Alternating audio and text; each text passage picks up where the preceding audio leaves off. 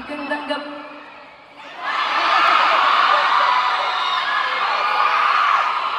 Naku ka sa pusti ko. Ay, sorry. Nagulat ako. Wait. Sorry. Kasi, guys, hindi ako sure kung... Pwede bang mag-Bisaya dito?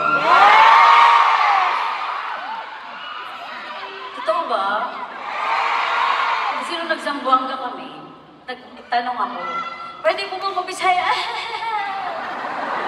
Tapos joke ako ng jokes kayo sila. So, feeling ko, masyadong mabilis akong mag-Bisaya. Tapos di ba madami sila Chabacano kasi sa mga makakanood po na ito na nasa Zamboanga. Sorry, cute kayo. Pasensya na po kayo ah. Nadala lang ako sa feelings ko kaya tuloy-tuloy akong nag-Bisaya. So, I just wanted to make sure tonight, okay lang po ba mag-Bisaya? Ay, wait. Miss Kate, kanina ba si TJ nag-Bisaya o nagtatagalog? May konting, nagtatagalog tapos nagkonting Bisaya? Wala. Parang ka magtagalog-tagalog do? Ha? Ayaw niya ko sagutin, sabi niya. Parang ka magtagalog-tagalog?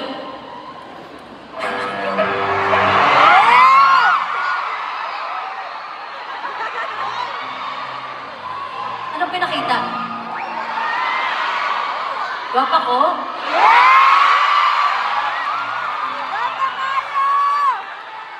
Nainom ko mga bakakon. Guys, ano mo ginano mo? Baka lumaki yung ulo ko, hindi ko kayo pensyonin lahat.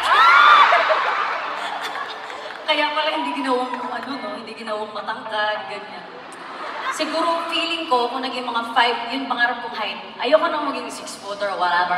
Gusto ko na lang mga 5'4", 5'5". Yung hindi ka sasabihang parang kang elementary, pero pag hinag ako ng asawa ko, I feel safe. Ganun pa rin.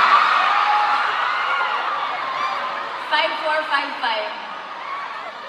5'5". Pero kaya pala hindi ako ginawang ganun. Kasi feeling ko kung naging matangkad ako, masama ugali ko, ganyan. Nang-away. Hindi, pero okay lang yun. Kahit maliit ako. Guys, ba maliit ako? Nakatakong na ako sa... Nakatakong na ako sa ano na to. Sa lugar na to. Nakatakong na. Sa lagay na to. Iba kasi yung lagay sa amin.